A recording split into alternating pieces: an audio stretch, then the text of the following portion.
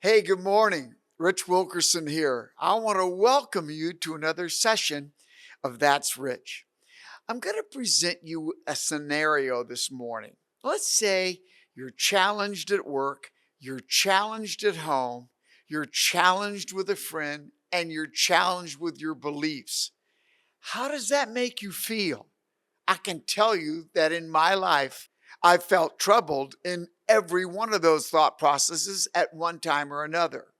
Sometimes all of them happen at once in a person's life, and that's when you think your brain is about to blow up. I've had it happen. Years ago, a group of us headed to Croatia for a series of Christian services. We headed out of Seattle to New York and then into Austria. From there, we flew to Slovenia and then had two big vans drive us from Slovenia and into Croatia. The drive from Slovenia to Split, Croatia on the Adriatic Sea was about 12 hours. After a day in Slovenia, we left early in the morning for our destinations in Split and Dubrovnik. We were aware before we left that there was a war going on between Croatia and Bosnia at the time, but we were told that it would be fine. Of course, as a crazy American at that time, I just said, yeah, we'll be fine, no worries. Once traveling through what seemed like endless mountain ranges, we were amazed to regularly pass on two-lane streets, soldiers walking in single file through sharp hills up and down. The more we did this, the more we realized that, hey, there is a war going on here. We were just a bunch of American civilians there to spread the gospel. The more we traveled, the more we started feeling our brains fill with fear. We got our eyes off of the Lord and onto the foreign soldiers, and we began to fear what may happen to us. I thought of my wife and kids back home, and then I thought that our ministry had bought and paid for this team of 15 people to make this trip. My mind started playing tricks on me like, we're going to be captured by the opposing side. But we weren't sure who the opposing side was. Or, hey, we're going to get hit by crossfire and all die. This will be international news on CNN. I'm not sure if Fox was up and going back then. This was 1993. Maybe we will be taken captives and held hostages. It just continued to build in my head. Late that afternoon, we came to a break and I could see across a deep ravine to another mountain trek. And when I looked, I could see soldiers marching on that higher mountain range. That's when the Lord dropped into my heart the passage from Psalm 121, verses 1 and 2. The writer says, I lift up my eyes to the mountains. Where does my help come from? My help comes from the Lord, the maker of heaven and earth.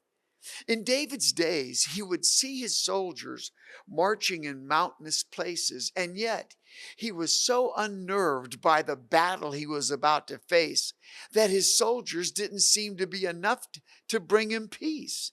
And that's when he would look higher and into the heavens and say, my real help comes from the Lord. That day in Croatia, with my brain going crazy, I saw that those Croatian soldiers in the hills weren't enough to calm my fears. Only Jesus could do that. One more verse came to mind that day. The verse from Psalm 46:10 says, be still and know that I am God. Right then, I heard the Lord speak to me. Rich, calm down. Get control.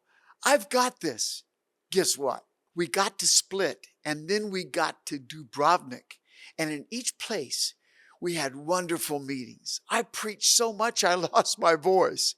We had so many people, lots of Muslim people, profess Christ as Savior. I'll never forget it. But none of it would have happened if I hadn't realized that those soldiers marching on the mountaintops were not enough to protect me. Only my Lord and Savior could do that. And then secondly, I had to stop and just be still and get control because He alone is God. What about you today?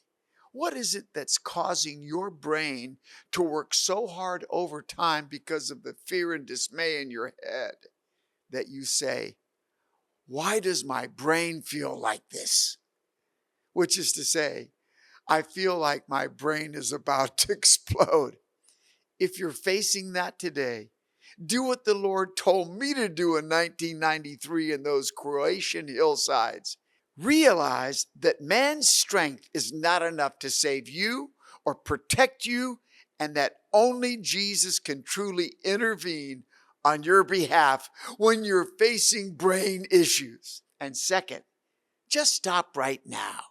Get control of your brain and hear the Lord say to you, be still, Olivia, Jeffrey, Esther, Martin, and know that I am God. Get a grip. Jesus will see you through. I promise. God bless.